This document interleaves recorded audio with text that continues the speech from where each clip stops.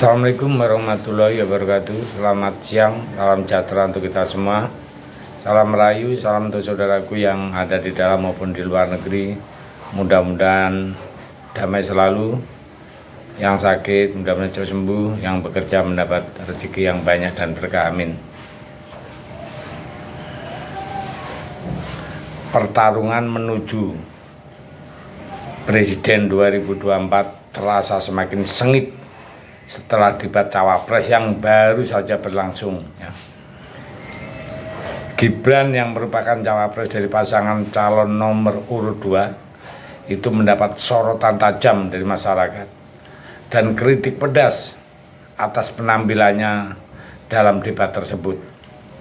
Kritikan itu terutama mengarah pada ketidakmampuan untuk menguasai isu-isu lingkungan dan ekonomi, di mana ia lebih cenderung hanya mengandalkan trik panggung daripada pengetahuan substansial. Memang sejak debat awal, edisi pertama, sebelum Prabowo babak belur pada debat Pilpres ketiga, memang sudah terlihat betapa songongnya anak muda satu itu. Gibran, meskipun dia menyebut Gus Muhaimin dan Profesor Mahfud, tapi dari nada bicaranya dan ekspresi mukanya tidak menunjukkan adanya rasa respek. Ini semakin terbukti pada debat kemarin malam tanggal 21 Januari yang membuat banyak orang melontarkan sindiran tajam bahwa anak muda hasil putusan MK yang cacat etika itu seperti menjadi kurang ajar sama sosok yang lebih senior, dan seharusnya dia saling menghormati sebagai sesama kandidat cawapres di Pilpres tahun 2024. Bahkan seperti dikutip dari YouTube-nya Rocky Gerung, salah satu sorotan kritis terhadap Gibran adalah kurangnya pemahaman terhadap istilah-istilah teknis yang mendasari isu lingkungan. Rocky Gerung mengatakan pada debat tersebut menunjukkan bahwa Gibran lebih suka menggunakan gaya tubuh daripada memberikan jawaban atau substansial. Pertanyaan yang diajukan selain itu, menurut Rocky, kritikan juga tertuju kepada sikap Gibran yang dianggap kurang hormat terhadap para lawan debatnya. Meskipun mencoba mengolok-olok, Rocky Gerung berpendapat bahwa Gibran seharusnya lebih berhati-hati di dalam menggunakan bahasa tubuh dan lelucon agar tidak mengesan tidak sopan. Kemudian pentingnya pemahaman atas isu-isu kebijakan, kemampuan untuk menyampaikan dengan jelas dianggap sebagai hal yang krusial bagi seorang calon pemimpin. Dalam hal ini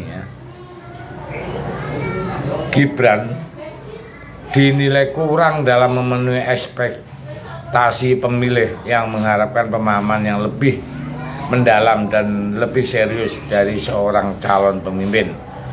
Dalam mengkritisi penampilan Gibran tersebut, beberapa pihak bahkan menyarankan agar ia seharusnya didiskualifikasi saja dari bursa Pilpres tahun 2024. Berbagai kritikan tajam dan pedas muncul sebagai akibat dari kekecewaan mereka terhadap kurangnya pemahaman dan kesiapan Gibran dalam menghadapi tantangan debat tingkat tinggi.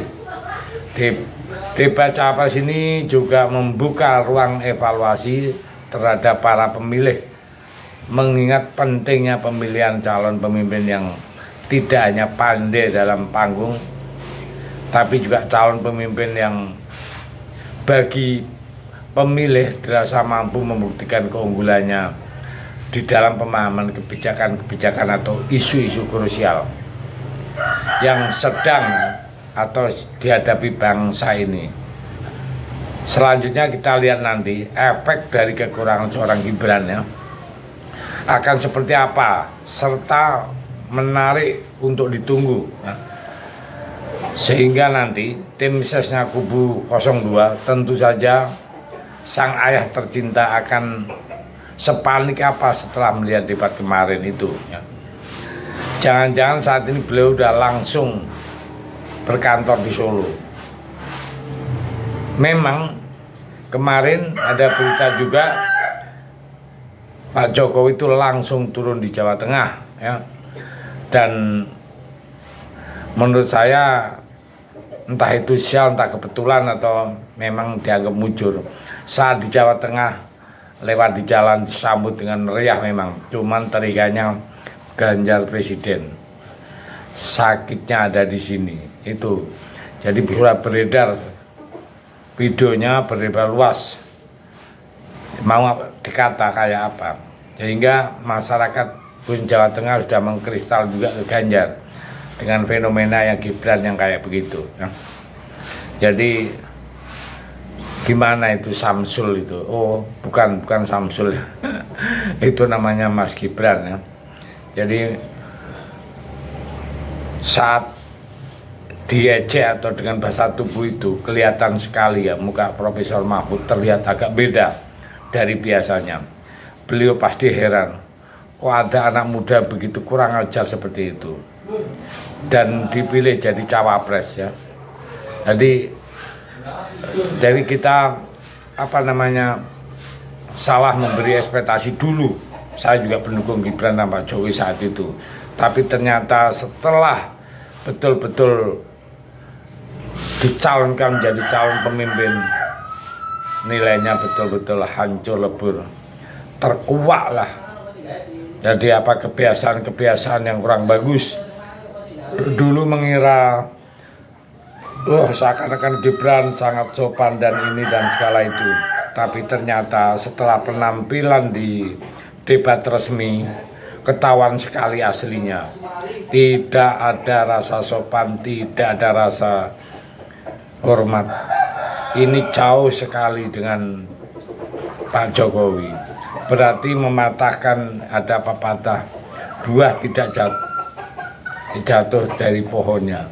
Kalau ini pepatah ini bubar ini gara-gara kasusnya Gibran kemarin di dalam debatnya. Karena perbedaan karakter ini hampir dapat dibilang 180 derajat antara Pak Jokowi dengan Gibran ya. Sementara saat ini sudah detik-detik krusial akan pencoblosan. Ya udah, kita tunggu bagaimana respon masyarakat yang sudah booming sampai sekarang ini. Dan kalau pengen cepat kalah ya membuat blunder-blunder selanjutnya ya. Saya pikir itu. Terima kasih. Merdeka.